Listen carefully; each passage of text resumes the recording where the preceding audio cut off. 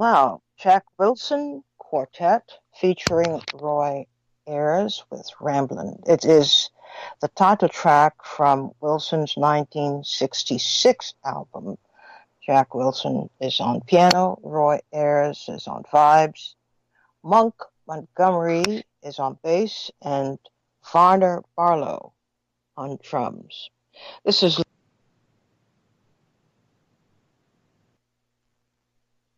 okay. All right. I'm apparently having some technical problems that are uniquely mine. And so I apologize for our brief disconnection with each other. And I'm told that I can be heard now. I was talking into space, but hopefully they've told me that they can hear me now. Okay. All right, so your president is chomping at the bit, waiting for the moment to strike and start a war with Iran. That's basically what he's been hankering for all this time. And he says that Iran made a very big mistake by shooting down a U.S. drone in the Persian Gulf, and that they will pay for this mistake, obviously. This is what he intends, to take military action. At least this is what he's signaling. And this is what people have been trying to convince the president that need not be done. But an Iranian surface-to-air missile shot down a U.S. military surveillance drone in what the U.S. says was an unprovoked attack. Iran, however, says that the drone was shot down over its territory. So this is essentially the point of contention, and on both sides, it is being considered an act of war. Iran says they don't want war, but they are prepared for war. And the United States is upping the ante by saying that it will not tolerate this untoward attack, and they call it an illegal attack, and will be responded to. We have no idea what the response will be, but we've heard this kind of language before whenever the United States is picking a fight or looking to pick a fight, and here's the fight. What was shot down, by the way, is a drone, which means that there were no people on board. It was just a manned drone. And there are no fatalities reported or anything like that because it was drone, a spy drone. This is what the Islamic Revolutionary Guards of Iran are calling the equipment that was hovering over or flying over their territory. So we don't know how this is going to work out. And the president is saying that he's not providing any further details right now, but that we will soon find out what the United States response will be.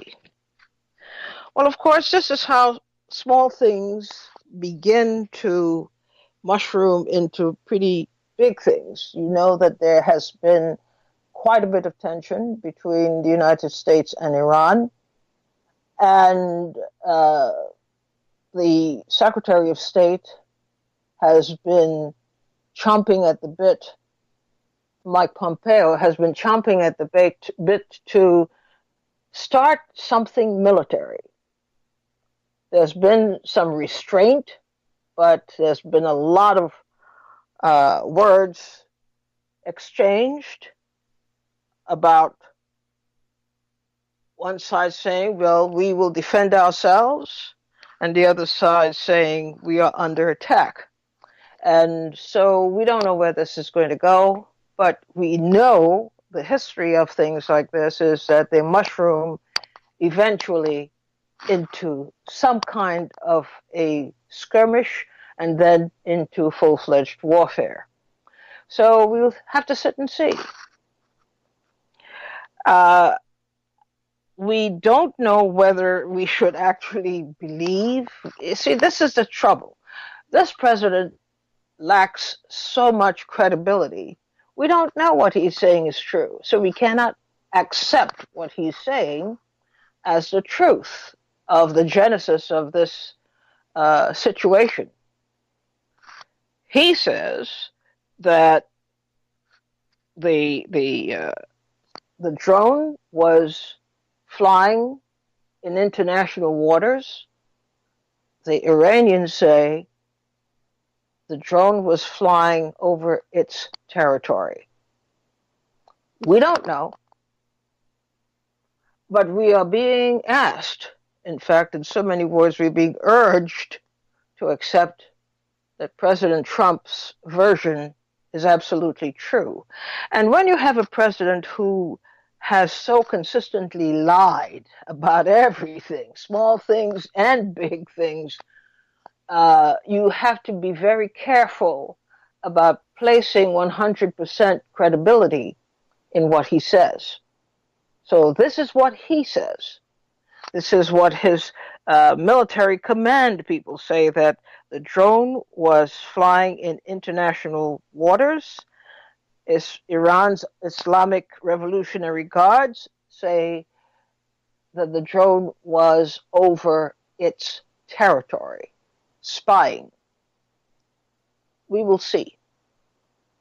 I don't think that we will be afforded the time, as regular people, we would be afforded the time to ferret out the truth. From this point, we can assume that things will just happen, and then we might be told after they happen. This is also the tactic of the president.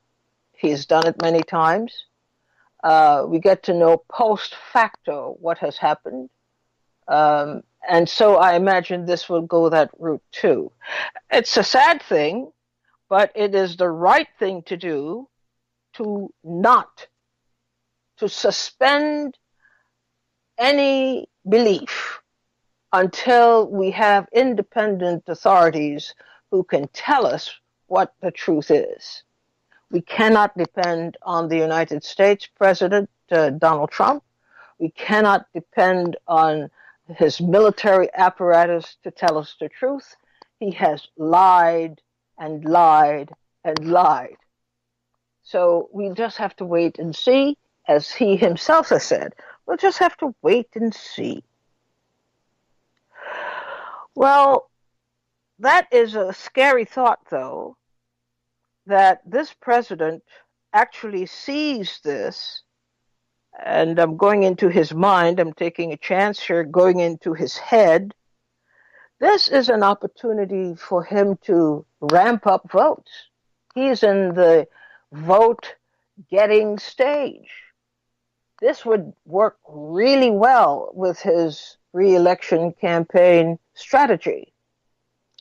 One, he gets to have a nice little war all of his own. And number two, he gets to teach those Middle Eastern countries a lesson, especially Iran, which he hates. And he's going to take this all the way, get as much out of it as possible. And this is the problem when you have an unstable president. We, the people, are now forced to believe what we don't have proof of. And we are now under the demand to show our patriotism and come behind the president and watch him ramp up the war machine, not realizing that this is not if it does come to some kind of war, it is not going to be a tiny little war that you could neatly wrap up when you're done. This is going to be a very serious problem. And the pity is that I'm expressing my own opinion here. The pity is that as a citizen of this country, I do not feel confident in what the president and the military are saying. I have no confidence in what they're saying. It may be true, but the sad part is that we've been lied to so often. We've been misled. We've been deceived. We have been just taken advantage of in such an awful way that I do not believe this administration anymore. I didn't believe it to begin with, but there was still a little bit of wiggle room I gave this administration. But in every single instance, I mean, he made a speech the other day in Orlando. CNN noted that there were so many lies. It was riddled with lies and disinformation. So it again reinforces the fact that this president and his entire administration will have to understand that people like me, we've lost faith in the capacity of this administration to be on the level. It lies. And it lies for no good reason. And even when the situation might be that they're right, they still have to, in my view, they still have to go that extra mile to convince us that what they're saying is true. But of course, they wouldn't care. They got bombs. And they have the nuclear option. That's right. So they don't have to care whether the people believe or don't believe what they're saying. We just have to stand aside for a minute until we see what the developments suggest. Because right now, I'm not comfortable with accepting Donald Trump's version as the truth. I want to talk about two very important developments. They are separate, but related, and we ought to take note of them. We had the House Judiciary subcommittee, holding a hearing on a piece of legislation simply titled H.R. 40. And H.R. 40 is a piece of legislation that urges a definitive resolution on reparations for descendants of black slaves.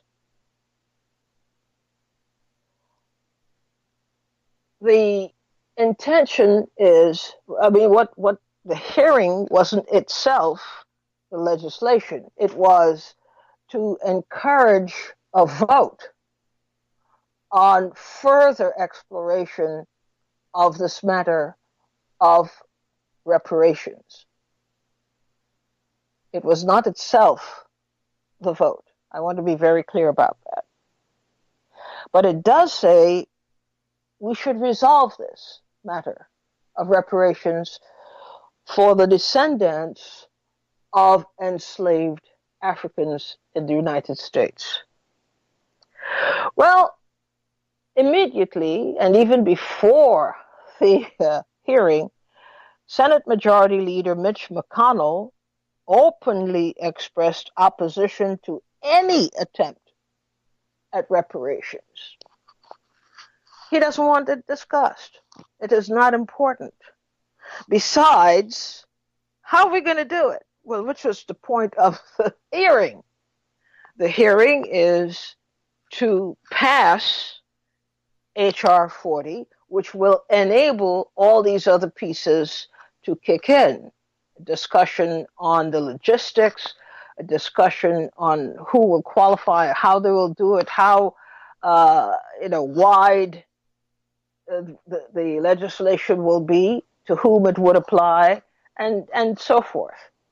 A lot of major considerations are to go into this.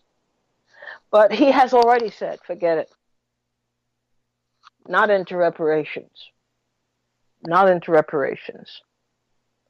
And even from Nancy Pelosi on the Democratic side, you're not getting a very enthusiastic response about it. In fact, she hasn't talked about it much. What does this mean? Meanwhile, just yesterday, the Democratic governor of California, Gavin Newsom, said it is time that the state admit its history of genocide against indigenous people. Many Native American leaders welcomed Newsom's unsolicited statement, but it was very dramatic, and it didn't get really the coverage that it deserved. It was a dramatic move. He apologized. Well, of course, he didn't cause it. He didn't do it. But as the head of the state, the governor of the state, it was a very powerful move to use the word genocide to admit that the state government, at least, he didn't say the whole government, he's talking strictly in terms of the state, engaged for years in genocide and other vile acts of violence against First Nations people. And he said that it is time, at the very least, let's deal with the truth of our history. The issue of reparations did not surface yet, but you can sense that it's coming with regard to Native Americans in California. And you also got the sense that Newsom was not welcomed. He was not welcomed for publicly stating his position by the establishment. But many tribal leaders, not just from California, were in attendance at this announcement, and they were thankful, they said, that at least the words were said, the issue was expressed, and without being, again, because this is what happens, when an apology, quote unquote, is made, there's always some kind of language in it that expunges the guilty party of blame. Newsom is saying, let's stop that. Let's admit what happened for many, many years, many decades in California to a specific group of people who were the victims of genocide in this country at the hands of the various governments, local and statewide, and even national, in this country. Now, two unrelated things and two different responses. And that's what I want to ask you about. Let's take the case of the hearing on H.R. 40, where there is open resistance just even mentioning it. The political establishment, including and especially, I should say, the Democrats, they're not enthusiastic about uncovering this matter because it necessitates discussing, well, how is it that we have people in need of reparations? What happened? Obviously, you have to have a corresponding history to accommodate that. So it's really both about uncovering that history, rewriting that history, correcting that history, and then compensating for the wrong done. Not that you could ever compensate for a person's life by paying any kind of money at all, but we are in 2019. These matters remained unresolved and in fact protected from being uncovered all this time. And we're still seeing the resistance, even as this governor of California saying that it is time to admit to genocide. Now, it might not seem to be a big deal. It might seem to be almost ceremonial because we don't generally discuss genocide. It is not a topic generally discussed in the United States, especially as it involves the U.S. itself as the main actor in this sad story of systematically wiping people off the planet, taking their lands and everything useful, wiping them out, moving them at will from place to place so they become nomadic. They can't feed themselves anymore because they're separated from their land. They're not growing their own crops anymore. They're not in charge of their own lives anymore. And then we see now to 2019, the vestiges, we still are living with the vestiges of these genocidal acts.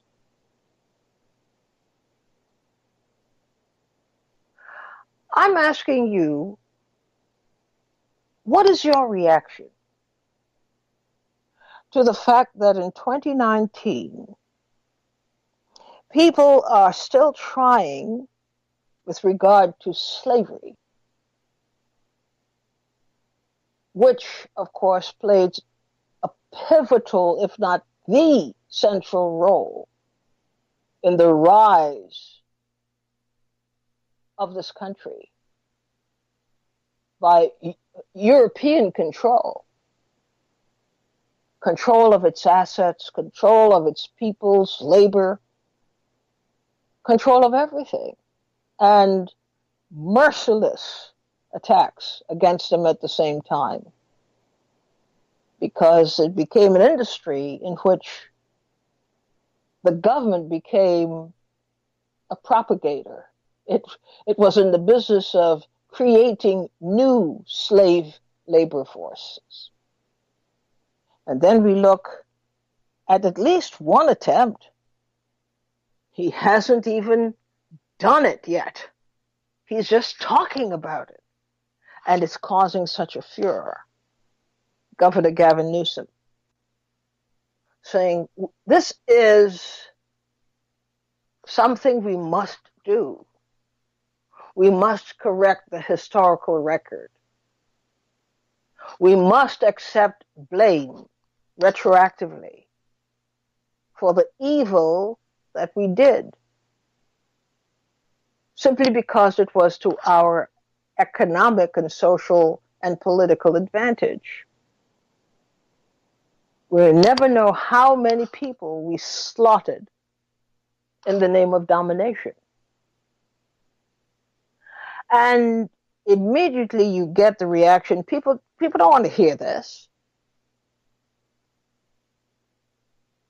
Why do you think that this is going to be a tough sell for Governor Newsom? 888-874-4888 is the number to call. Our new number, 646-922-9381. 888-874-4888. 646-922-9381. Henry from Chicago, who traveled all the way to come see me on the 27th at the community church. Henry, you're on the air. Hey, Trees, how's it going? Okay, how's it going with you? I'm doing good. It was so nice to see you. So I just wanted to put that in. It was great to see you too. Yeah. Well, the thing I have about this argument with reparations is I think they're not approaching it in the proper way that I think, and I might be wrong, but I think should be taken into consideration. For one, well, I mean, I know they're going to the context of, what they owe us from slavery. But what I think also needs to be included is black folks is still catching hell to this very minute. So the calculations should be not just from slavery, but from up until right now, where we're still getting shot down in the streets by cops. And we're still constantly under attack. So but the calculation... Be mindful, Henry. Be mindful that there hasn't been a plan yet made. Okay. All of this is happening before they even get to the business of making a plan. The piece of legislation is to permit such a discussion and the formulation of a plan that addresses all of these different concerns. Yeah, but see, the thing is, I think if they do this, I doubt if they do, but if they do this, I got a feeling that they're just going to limit it to just our time in physical bondage. And I think that, they should calculate that past that, because we had to endure Jim Crow. We had to endure lynching. We had to endure all of this stuff, including, like I said, being shot down by the police and no repercussions by those officers slain, But then, too, also, if we're talking about slavery, why are we limited it to just the United States? Uh-huh. Slavery was an international problem. This was just more than the United States. There are several countries, and in particular European countries, who have enslaved our African ancestors, and they need to be culpable in this as well. So I don't understand why it's just limited to the United States. Yes, the United States has a big part in this when it comes to slavery, but we're not considering, for some reason or another, we're not considering all the other European countries who were involved in the African transatlantic slave trade as well. Well, these are the discussions I hope that we will learn more about as this H.R. 40 progresses and the discussions around it. Because your point is well taken. Slavery was really a global system. Right close within our region, you have the British Virgin Islands. Listen how they call it, the British Virgin Islands, the French, the Dutch. Everybody had a role. Everybody played. Every major European nation played a role in slavery. It was the largest global economic system. It was so profitable and lucrative.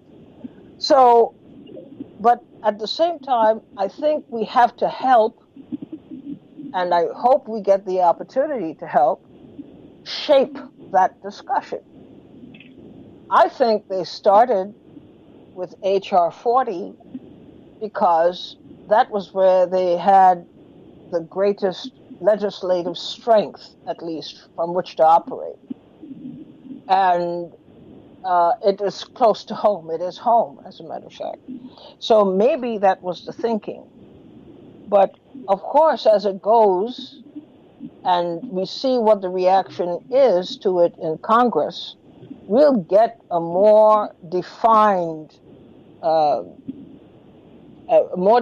plan that would succeed, hopefully, and would yield something. But your point is right on.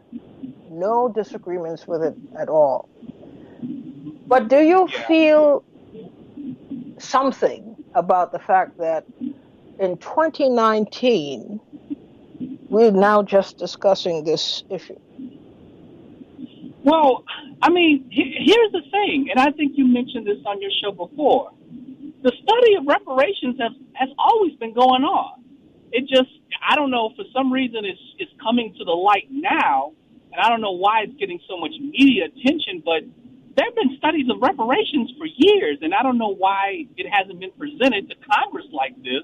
Well, it probably has been presented to Congress like this, but it's not getting as much media attention. But I think one of the things that the reason why they're giving this a lot of media attention is there's a faction of Black people who are very much they call themselves ADOS, which is the ancestors of or descendants of African American slaves, something like that. But I think they're being allowed to drive this conversation of reparations, but also at the same time limiting this to the conversation of the United States, which I just touched up on a couple of minutes ago, is why we're limiting this to just the United States, because they feel that immigrants are coming in and getting all the benefits that Black people in this country, should be getting. But like I said, I think they're causing them to bring this out so they can cause this division between us, as far as non-white people of color, to just fight amongst each other. And then, to me, honestly, in the end, I think this is all going to blow up in our face, and the idea of reparations is going to get on the back burner once the elections are over. Well, just to say, there has been a spark. And the question to us as a society is, how do we respond?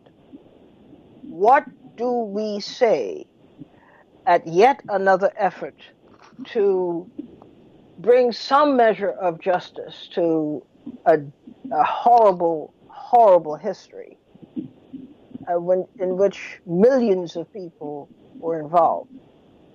How do we handle it? We've never handled this before. Not at this level. And this hits not just close to home, this hits home. And the fallout is going to be tremendous and very unsettling to many. So I want to see how this shapes up. The first hump is to get over that vote and to see whether Congress would authorize a deeper probing into the extent of slavery and the ramifications of slavery, and whether they would undertake it. That's the first fight. And then we go on from there. But It is interesting that we're seeing right off the bat by Mitch McConnell, who is a very powerful man in Congress as Senate Majority Leader. He's already said we're going to block this. We're not going to have it happen. And you can imagine in the age of Trump and his possible re-election, this will be a target to kill it, to kill this initiative, and to make sure it never gets a day of life. Thanks, Henry, for calling in. All right, thank you. Thanks. 888-874-4888. We have a few minutes left. Or you can call our new number, 646-922-8391. Two separate things happening in the same country, literally days apart. And both issues driven essentially by the same thing, enslavement. What did it do for America? How did America profit from slavery, the enslavement of people, for all kinds of reasons? But we know that the color of your skin, the language you spoke, the area you were kidnapped from and brought to, all these are reasons that we can revisit, but it is 2019. And you see how virulent the opposition is about this. They're saying, we don't want to hear about it. And we are not going to permit a discussion of it. You'll just have to accept the fact that in the United States, we have decided this question already. And we find things are going along just fine. Paul from Washington, D.C., you're on the air. Good afternoon, Utrice. One of the things that I wanted to mention about H.R. 40 and the whole reparations issue is that people attempt to. I think that it really needs to be framed properly. Is that reparations, and even according to Randall Robinson, reparations is a debt. People think of it as some kind of government largesse or some kind of extension of welfare, but I think the biggest misunderstanding is that people do not understand that reparations is a debt. And for the previous caller, first of all, the correct acronym is the American Descendants of Slaves. So while he was talking about Europe and other countries, I really don't want to confuse the issue. We're talking about a debt of unpaid wages and labor and ongoing discrimination that people are seeking redress for, the same way that other groups have gotten theirs, including the Japanese for the internment camps for the American Indians and the like. People don't simply understand that basic thing that it is a debt. And once that's understood, I think that we can probably make some constructive moves and progress from that point. That's an excellent point. Could you elaborate? Well, very simply put, the reparations issue has been on the table for, he did say correctly that it has been on the table, for decades. But let's say that specifically since NCOBRA was founded in 1989, or I'm sorry, 1987, H.R. 40 was first introduced in 1989, there has actually been very little traction made. Not until we've had new digital media, by a number of different black personalities, namely Yvette Carnell and Antonio Moore, and there are others, but those are the ones who are in the forefront. Even Claude Anderson, has been discussing this issue himself personally for decades. Very little traction has been made until recently, and I think that we're starting a new grassroots effort because new media has actually sparked this debate, and it has been studied by economists, including Sandy Darity. I think it's finally becoming a major election issue. And when you had candidates like Kamala Harris and others who were speaking against direct payments of reparations, I think it actually hurt their campaigns, and rightfully so. And last but not least, I wanted to clarify that ADOS is a movement in itself, but it's also a description of who people are. American descendants of slaves are simply black people who were brought here involuntarily, who descended from slaves and worked on American soil.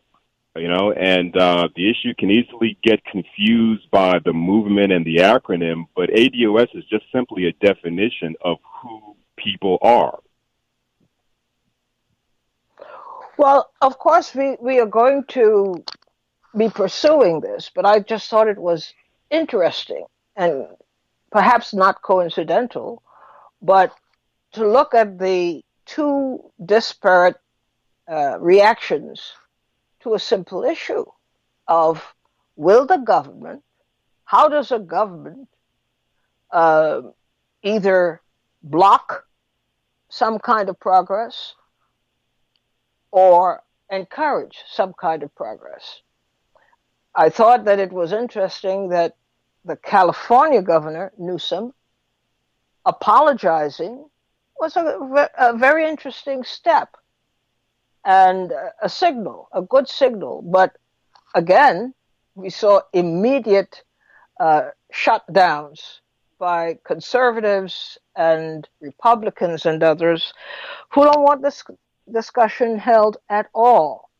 In the case of H.R. 40, we have an effort that seems to be gelling, and already we see the resistance to it on the part of Mitch McConnell and others.